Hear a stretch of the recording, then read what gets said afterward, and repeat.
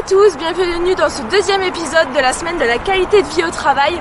On se retrouve aujourd'hui dans le Nord. Après avoir visité les entreprises du Sud, nous voici dans la région du Nord où nous allons découvrir de nouvelles entreprises et leurs bonnes pratiques.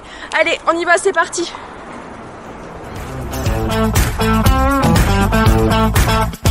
Nous voici donc chez Decathlon. Merci Anne-Sophie pour ton accueil. Est-ce que tu peux te présenter rapidement et nous présenter du coup Decathlon que tout le monde connaît, mais je pense que tu peux quand même présenter l'entreprise. Oui, alors bonjour à tous. Donc moi c'est Anne-Sophie, je travaille en communication ressources humaines pour la France. Je suis passionnée de yoga, de vélo et de marche, c'est important chez nous. Et Decathlon, donc on va quand même la présenter. Ça fait 47 ans qu'elle a été créée ici dans le nord de la France.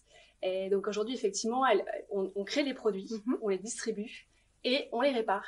Voilà, donc c'est important de le souligner. Ouais, c'est très important de le souligner. Du coup, Decathlon connu mondialement, on va plus vous présenter. Vous êtes du coup au palmarès Best Workplaces France cette année. Bravo d'ailleurs pour cette place dans notre palmarès. Pourquoi avoir débuté la démarche Great Place to Work tout simplement? Depuis quand exactement vous travaillez avec nous? Dites-nous tout. Effectivement, ça fait 12 ans que Decathlon participe au palmarès.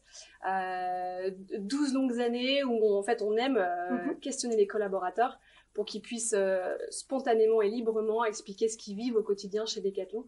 Et ça apporte beaucoup parce qu'on a beaucoup de données du coup qu'on peut réutiliser pour faire en sorte d'améliorer finalement les conditions de travail de nos équipes. Super. Donc la qualité de vie au travail, c'est vraiment quelque chose d'important pour vous. Vous en faites vraiment une valeur, j'ai envie de dire. Est-ce que vous avez justement un exemple de bonne pratique à nous donner comme ça, là, de but en blanc? Alors, j'en aurais deux. Je pense une, on va dire, principale, vraiment pour l'ensemble de nos coéquipiers, qui va davantage être dans le management de proximité. C'est hyper important pour nous. On a des entretiens tous les mois avec nos leaders. Et en fait, c'est vraiment ce qui fait l'ADN de Decathlon depuis toutes ces années. Et ça, c'est vraiment important de conserver et de continuer à le mettre en place. Voilà, au-delà des 47 ans.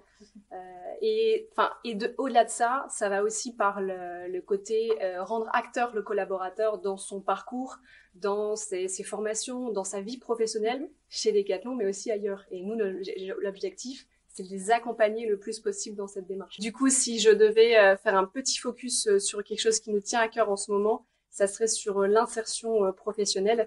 Et on a mis en place une stratégie, un site, un partenariat, ce qui veut dire qu'un magasin, un entrepôt ou un service va nouer un lien particulier avec un partenaire en local pour justement aider les jeunes sans réseau à s'insérer, sans diplôme, à s'insérer et même dans des quartiers prioritaires. D'accord. Voilà, et l'objectif, c'est vraiment qu'aujourd'hui, nos équipes en magasin reflètent nos clients de demain et par l'insertion.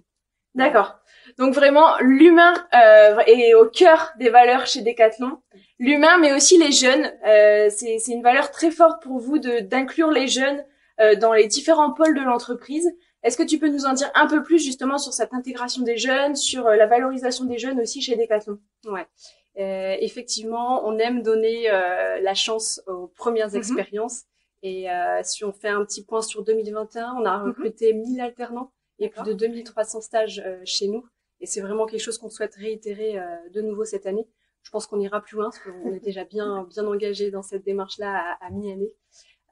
Et en fait, quand on y pense, nous, 20% de nos leaders actuels sont passés par l'alternance. Donc c'est un vrai levier. Ça marche, qu'on doit continuer à faire fonctionner. C'est un véritable processus. On rentre chez Decathlon en alternance et on peut évoluer. C'est ça qui est de très joli aussi et qui a vraiment c'est un bel objectif aussi pour les jeunes de se dire qu'ils ont la possibilité d'évoluer dans cette belle entreprise. Je vais conclure avec le petit mot de la fin. Est-ce que vous avez un mot à me dire pour définir la culture de votre entreprise? Un mot, je dirais l'engagement. L'engagement au sens large, parce que quand on est engagé, on est forcément passionné. On va forcément être responsable et engager plein de choses pour agir et aller plus loin, faire bouger le monde, faire bouger le sport chez Decathlon. Et je pense que c'est vraiment ça la clé. Donc on pense l'engagement citoyen, évidemment, l'engagement écologique, Mais sans passion et sans engagement, on fait pas beaucoup de choses. Super, donc on retiendra ce mot, l'engagement. Merci beaucoup Anne-Sophie pour votre accueil et pour du coup ce petit échange. Nous on se retrouve très vite chez une autre entreprise pour encore en savoir un peu plus sur leurs bonnes pratiques. Voici maintenant chez Isagri. Bonjour Jérôme, merci pour votre accueil. Tout d'abord, est-ce que vous pouvez vous présenter et puis présenter Isagri? Tout à fait. Alors Isagri est éditeur de logiciels depuis plus de 35 ans, bientôt 40 ans l'année prochaine, puisque l'année prochaine nous arrivons à 40 ans en 2023. Éditeur de logiciels donc principalement dans le milieu agricole, puisque au début on servait plutôt ce domaine-là, avec le produit Isaconta. Aujourd'hui, on est sur une offre de service avec plus de 25 logiciels, du matériel, de l'hébergement de données. Une présence principalement en France, mais aussi qui est en train de se déployer à l'échelle européenne, puisqu'on a 12 filiales au niveau Europe, qui représentent à peu près 170 collaborateurs. Quand on dit Europe, ce n'est pas tous les pays européens, mais principalement ce qu'on peut retrouver en Europe, et 2 filiales, une en Chine et une au Canada. Ce qui fait qu'aujourd'hui, le groupe Isagri, en plus des différentes croissances externes qu'on peut faire qui viennent intégrer le groupe, on est à 2250 collaborateurs. Donc 2250 collaborateurs, c'est aussi de l'engagement en termes de qualité de vie au travail. Tout à fait. Et donc du coup, la démarche Great Place to Work, pourquoi être entré dans cette démarche, vous, en tant que RH? Alors moi, je suis arrivé il y a 4 ans, un peu plus de 4 ans et demi maintenant, et on m'avait parlé de cette démarche Great Place to Work que je ne connaissais absolument pas. Ils avaient déjà entrepris 1 an et demi avant mon arrivée de rentrer dans cette démarche, donc plutôt déjà dans un premier temps pour un baromètre social, pour pouvoir entendre les collaborateurs s'il y a le bon équilibre des temps de vie et si Isagri est une entreprise où il fait bon travailler. Et donc ça faisait déjà 2 années qu'ils répondaient au questionnaire, qu'ils participaient au palmarès, et du coup ce qui leur permettait d'avoir la certification et la labellisation. Et moi on m'a donné ce dossier, et donc du coup dans mes fonctions j'ai une partie formation et une partie qualité de vie au travail, puisque ce sont les deux axes principaux sur lesquels j'interviens chez Isagri. Et en fait la démarche Great Place nous sert vraiment à aller mettre en avant nos bonnes pratiques dans l'entreprise, mais aussi aller parler de nos bonnes pratiques dans d'autres entreprises, puisque parfois c'est aussi un échange qui peut se trouver. Et sur les points de retrait, ce qu'on a mis en place depuis mon arrivée, c'est d'aller écouter les équipes sur le terrain en leur demandant au final qu'est-ce qui fait qu'aujourd'hui vous n'êtes pas satisfait pleinement de ce que peut proposer Isagri en termes d'accompagnement managérial, d'évolution, diversité, inclusion, tous les sujets qu'on peut retrouver au travers de Great Place. Et notre volonté, c'est d'aller traiter ces irritants pour que l'année d'après, le baromètre repart à la hausse, en tout cas pour ses services et ses équipes. D'accord, donc chez Isagri, c'est tout un éventail de bonnes pratiques. Est-ce que vous en avez une à me citer en particulier qui fait d'Isagri une Best Workplaces France d'ailleurs cette année? Ah oui, pour la 6e année consécutive, effectivement. Isagri aime bien se rassembler. Quand je dis se rassembler, le côté convivialité, en fait, les gens aiment beaucoup faire la fête. D'ailleurs, je dis toujours, l'année où je suis arrivé, c'était l'année des 35 ans, et j'ai eu le sentiment de faire la fête toute l'année. Donc c'est vraiment quelque chose, c'est un marqueur très fort chez Isagri. Donc je pense que la 40e année va ressembler certainement à la 35e, peut-être même encore plus puissant. Mais en tout cas, dans tous ces événements, il y en a un qui marque parce qu'il est organisé depuis que je suis ici, c'est autour de Noël. Tous les ans, on fait un concours de Noël où on invite nos services, nos équipes à participer avec des thèmes différents. On essaie de varier au maximum nos thèmes tout au long de ces années de concours de Noël. On a eu le concours de la plus belle porte, du plus beau sapin, du plus bel environnement de travail quand on était en période de confinement. Et puis pendant cette même semaine, ce qu'on propose à nos collaborateurs, c'est un marché de Noël. Et dans ce marché, on fait appel justement à nos collaborateurs qui viennent vendre, leur créativité, et on vient compléter par des externes. Comme ça, nos collaborateurs peuvent aussi se connaître sur d'autres angles qu'ils n'ont pas l'habitude de se voir. C'est aussi ça le côté, magie et féerie de Noël. Et souvent, ça vient aussi se compléter par un repas pour le côté convivial, pour bien marquer, voilà, on est en fin d'année civile, on se retrouve tous ensemble avant de se retrouver en famille. Et famille, ce qui aime bien être Isagri aussi. On retiendra donc le collectif, le convivial. Durant cette semaine de la qualité de vie au travail, justement, j'ai cru comprendre que chez Isagri, on bougeait beaucoup en termes de collectivité. Quel est le grand thème cette année pour justement la semaine de la qualité de vie au travail? Tout à fait. Alors c'est la 2e année qu'on s'inscrit dans ce modèle de semaine de la QVT. Et cette année, le thème retenu, c'est la santé au travail. D'accord. Pourquoi? Puisqu'en fait, on a des grands partenaires, qui soient aussi bien la CCMO que la MSA, qui proposent certains services, mais pas forcément connus de nos collaborateurs, même si à l'intégration, on en parle, on dit qu'est-ce qui peut être pris en charge, c'est quoi les points de contact et tout. Donc on s'est dit pourquoi pas donner cette orientation autour de la santé au travail. Puis en plus je pense qu'après Covid c'est aussi important de redonner à nos collaborateurs peut-être du sens par rapport à ça.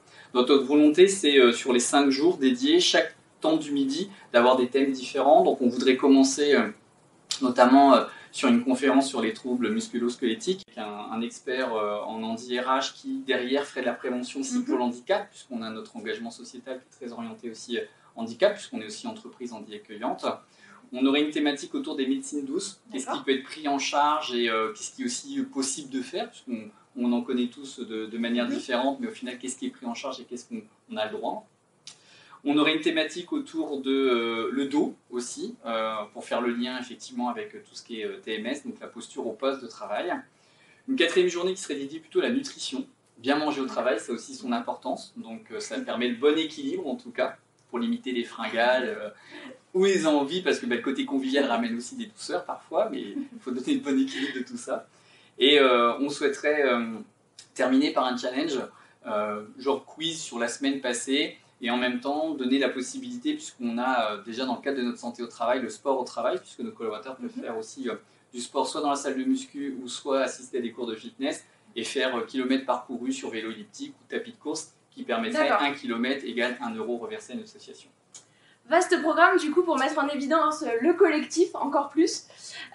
Pour conclure du coup ce petit témoignage, est-ce que vous pouvez nous dire en un seul mot quel est le mot qui définit votre culture d'entreprise chez Isagri?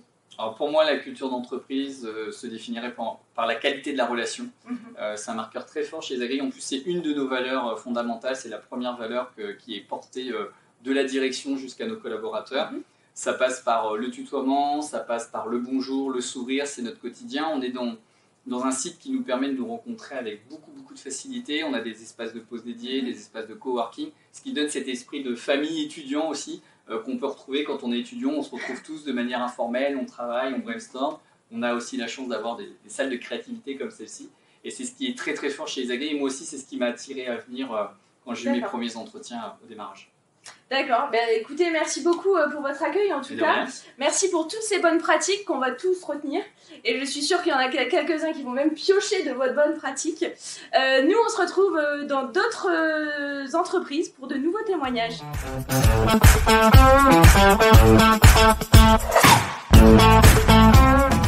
Merci à toutes ces entreprises pour leur accueil et pour tous leurs conseils en matière de QVT. On se retrouve demain à Bordeaux pour découvrir de nouvelles entreprises.